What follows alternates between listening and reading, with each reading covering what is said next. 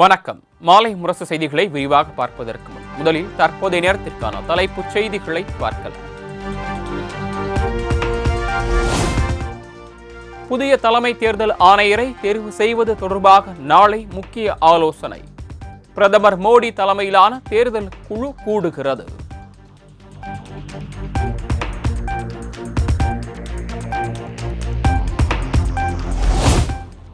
டெல்லியில் கூட்ட நெரிசலில் சிக்கி உயிரிழந்தவர்களின் குடும்பத்திற்கு தலா 10 லட்சம் நிதி உதவி. நெரிசலில் சிக்கி படுகாயமடைந்தவர்களுக்கு தலா 2.5 லட்சம் வழங்கப்படும் என இந்திய ரயில்வே அறிவிப்பு.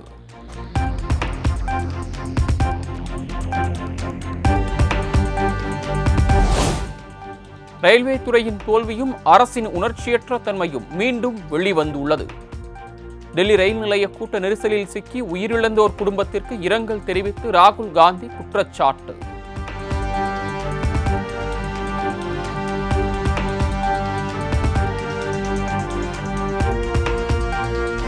மகா கும்பமேளாவில் கலந்து கொண்டு கூட்டம் கூட்டமாக திரும்பும் மக்கள்.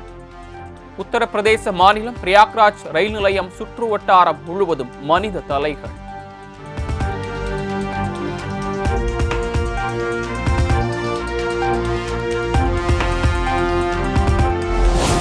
உத்தரப்பிரதேச மாநிலம் பதேபூர் சிக்ரிக்கு வருகை தந்த இங்கிலாந்து முன்னாள் பிரதமர் ரிஷி சுனக் காதல் சின்னமான தாஜ்மஹால் முன்பு மனைவி குழந்தைகளுடன் புகைப்படம் எடுத்து மகிழ்ச்சி.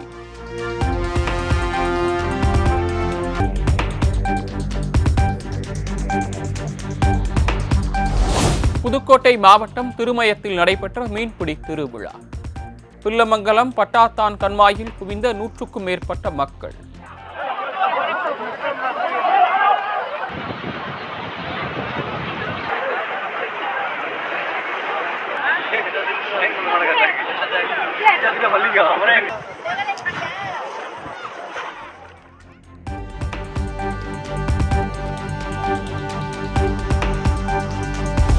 டெல்லி யமுனை ஆற்றை தூய்மைப்படுத்தும் பணி தொடக்கம்.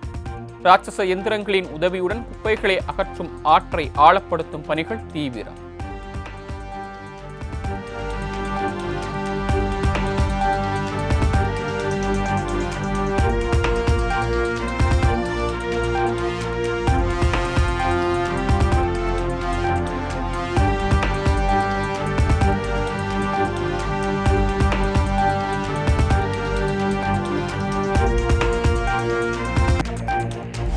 தமிழகத்தில் பிப்ரவரி 20ஆம் தேதி வரை வெப்பநிலை 2 முதல் 3 டிகிரி செல்சியஸ் வரை அதிகரிக்கும். சென்னையில் அதிகபட்ச வெப்பநிலை 33 டிகிரி செல்சியஸை ஒட்டி இருக்கும் என வானிலை மையம் தகவல்.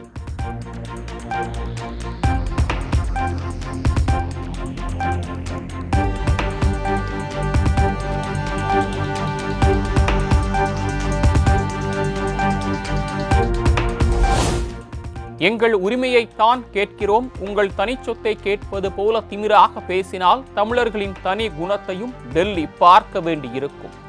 மத்திய அமைச்சர் தர்மேந்திர பிரதானுக்கு முதலமைச்சர் மு.க. ஸ்டாலின் கடும் கண்டனம்.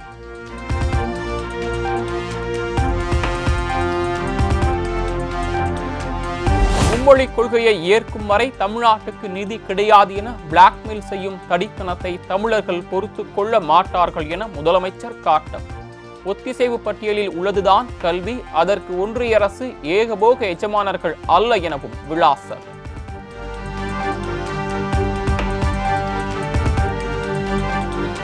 இந்திய அரசியலமைப்பு சட்டத்தின் எந்த பிரிவு மும்மொழி கொள்கையை கட்டாயமாக்குகிறது என கல்வி அமைச்சரால் கூற முடியுமா?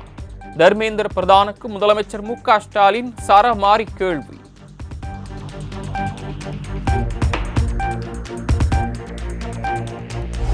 தமிழ்நாட்டின் இருமொழி கொள்கையை யாராலும் அசைத்து பார்க்க முடியாது. தமிழக மாணவர்களுக்கான கல்வி நிதியை மத்திய அரசு உடனடியாக விடுவிக்க வேண்டும் என்றும் முன்னாள் அமைச்சர் ஜெயக்குமார் வலியுறுத்தார்.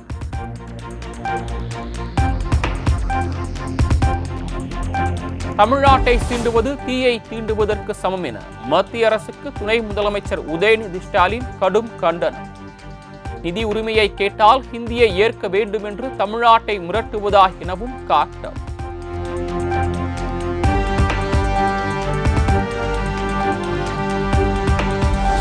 தமிழகத்திற்கான கல்வி நிதியை மறுக்க மத்திய அரசுக்கு எந்த உரிமையும் கிடையாது என திமுக நாடாளுமன்ற குழு தலைவர் கனிமொழி காட்டம். மொழிக் கொள்கை என்பது தமிழ்நாட்டு மக்கள் ரத்தம் சிந்தி பெற்றிருக்கக்கூடிய உரிமை, அதனை மாற்ற முடியாது எனவும் திட்டவட்டார். நம்ம கட்டக்கூடிய வரி பணத்துல நியாயமாக நம்முடைய பிள்ளைகள் படிக்க வேண்டும் என்பதற்காகத்தான் நிதி ஒதுக்கீடு கேட்கிறோம். அதை மறுக்கிறதுக்கு அவங்களுக்கு எந்த உரிமையும் கிடையாது. மொழி கொள்கை என்பது தமிழ்நாட்டு மக்கள் ரத்தம் சிந்தி பெற்றிருக்கக்கூடிய உரிமை. அதை அவங்க நம்ம மேல மாத்துறதுக்கான அந்த உரிமை அவர்களுக்கு கிடையாது.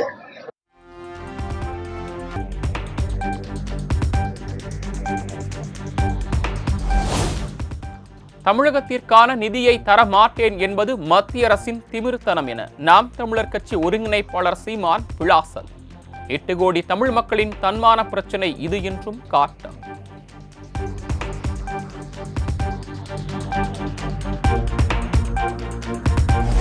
எந்த ஒரு மாநிலத்திற்கும் கொள்கை மொழி என்பது தாய்மொழியாக மட்டுமே இருக்க முடியும் என சீமான் பேச்சு. ஆணவத்தால் ஹிந்தியை திணிக்க முயன்றால் இந்தியா ஒரே நாடாக இருக்காது எனவும் எச்சரிக்கை.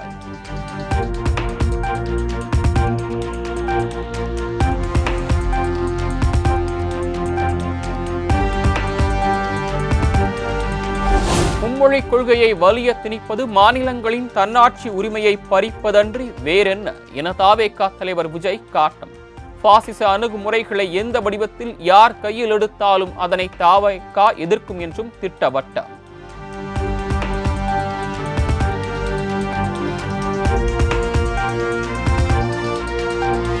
காலாவதியான இருமொழிக் கொள்கையை தமிழக குழந்தைகள் மீது திணிப்பது எந்த விதத்தில் நியாயம் என அண்ணாமலை கேள்வி. முதலமைச்சரின் பேர குழந்தைகள் படிக்கும் பள்ளிகளில் மும்மொழிக் கொள்கையில் பயிற்றுவிக்கலாம், அரசு பள்ளிகளில் கூடாதா என்றும் வினா.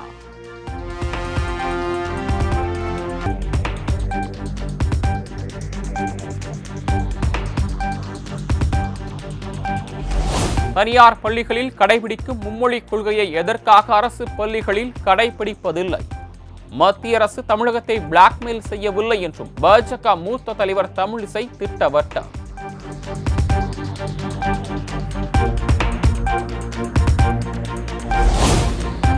மத்திய அரசு தேசிய கல்விக் கொள்கையை திணிக்க கூடாது என பாமக தலைவர் அன்புமணி வலியுறுத்தல்.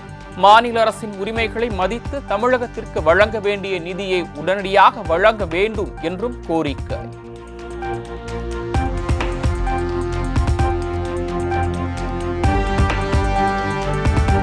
தனிப்பட்ட பிரச்சனைகளை மாநில பிரச்சனையாக திரித்து திமுகவுக்கு எதிராக மட்டும் கம்பு சுத்தும் எடப்பாடி பழனிசாமி எங்கே சென்று பதுங்கி உள்ளார்?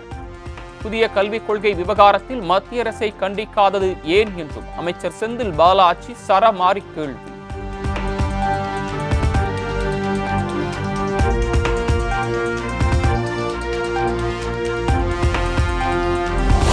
தனியார் பள்ளி மாணவர்களுக்கு ஒரு கொள்கை, அரசு பள்ளி மாணவர்களுக்கு ஒரு கொள்கை என இருந்தால் சமத்துவம் எப்படி உருவாகும்? ஏழை மாணவர்கள் 3வது மொழி கற்கும் வாய்ப்பை மறுப்பது சமூக அநீதி என்றும் வானதி சீனிவாசன் விமர்சனம்.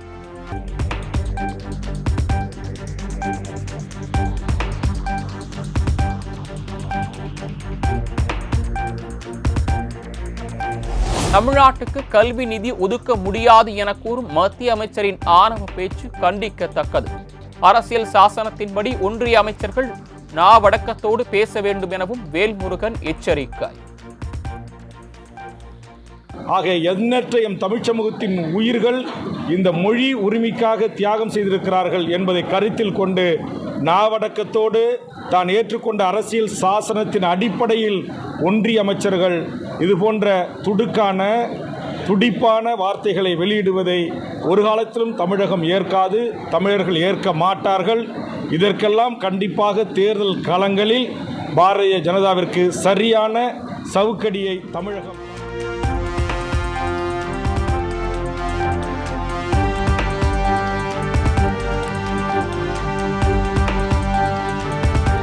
சென்னை தியாகராய நகரில் அகரம் ஃபவுண்டேஷன் புதிய அலுவலக திறப்பு விழாவில் நடிகர் சூர்யா பங்கேற்பு. கல்வியே எங்கள் ஆயுதம் என மாணவ மாணவிகள் உறுதிமொழி ஏற்பு.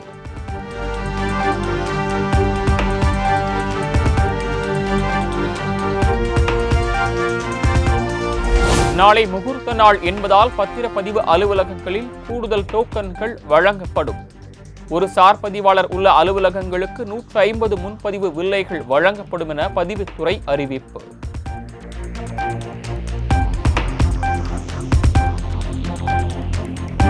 ராமேஸ்வரம் புதிய பேருந்து நிலையம் அருகே திமுக எம்பி கனிமொழி தலைமையில் மீனவர்கள் ஆர்ப்பாட்டம். தொடர்ந்து அத்துமீறும் இலங்கை அரசை பாஜக அரசு வேடிக்கை பார்ப்பதாக குற்றம் சாட்டி முழக்கம்.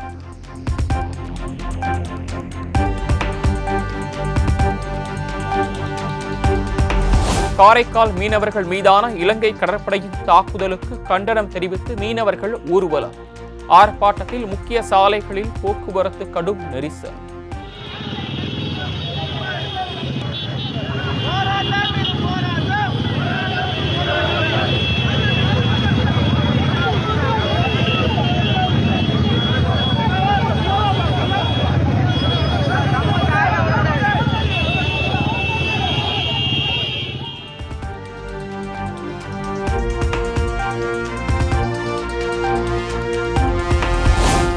ஆழ்கடலில் தங்கி மீன்பிடிக்க அனுமதி கோரி தூத்துக்குடி ஆட்சியர் தலைமையில் நடந்த பேச்சுவார்த்தை தோல்வி. வேலை நிறுத்தத்தில் ஈடுபட உள்ளதாக விசைப்படகு உரிமையாளர்கள் அறிவிப்பு.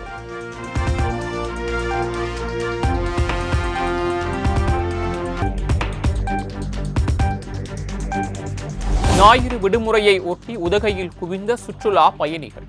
தாவரவியல் பூங்காவில் அமைந்துள்ள கண்ணாடி மாளிகை மற்றும் புல்வெளி மைதானங்களை கண்டு ரசித்து மகிழ்ச்சி.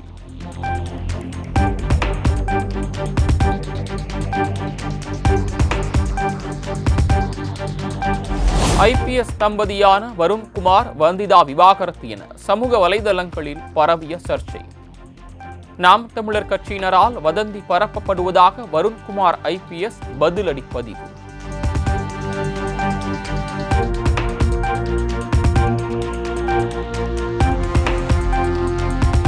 சென்னை பல்லாவரம் அடுத்த திருநீர்மலை பெட்ரோல் பங்கில் தாவேகா பிரமுகர் தகராறு. பணமில்லாத ஏடிஎம் கார்டுக்கு பணம் கேட்டு தராததால் ஊழியர் மீது கொடூர தாக்குதல்.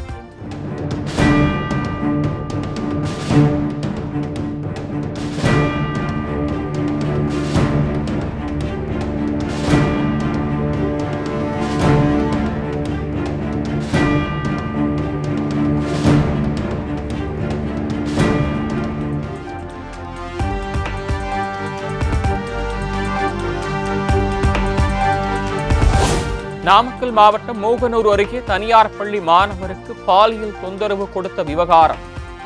சிறையில் இருக்கும் ஆசிரியர் பிரகாஷ் மீது பாய்ந்தது குண்டாஸ்.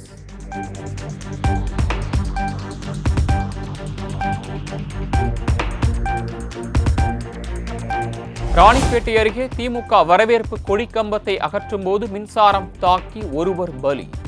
பேனர் மின்சார கம்பி மீது சாய்ந்திருந்ததை கவனிக்காததால் நேர்ந்த பரிதாபம்.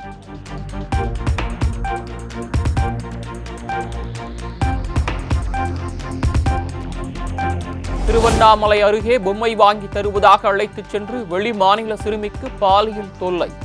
போலி சாமியாரை பிடித்து தர்ம அடி கொடுத்து மகளிர் காவல் நிலையத்தில் ஒப்படைத்த பொதுமக்கள்.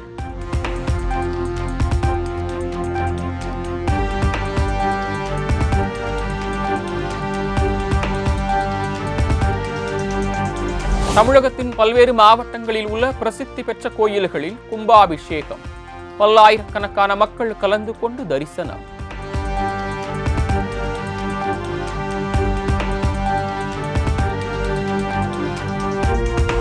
திருத்தணி சுப்பிரமணிய சுவாமி திருக்கோயிலில் உற்சவர் முருகப்பெருமானுக்கு திருக்கல்யாணம். திரளான பக்தர்கள் கலந்து கொண்டு மனமுருகி சாமி தரிசனம் செய்தனர்.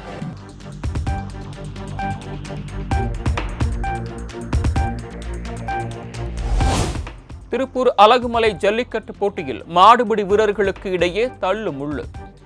லேசான தடியடி நடத்தி கூட்டத்தை கலைத்த போலீசார்.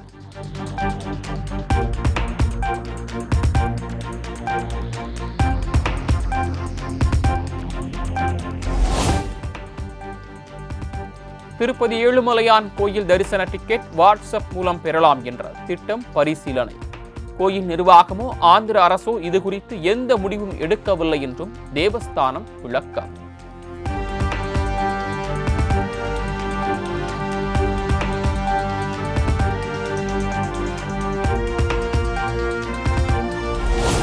திருப்பதி ஏழுமலையான் கோயிலில் இயக்குனர் ஐஸ்வர்யா ரஜினிகாந்த் சாமி தரிசனம்.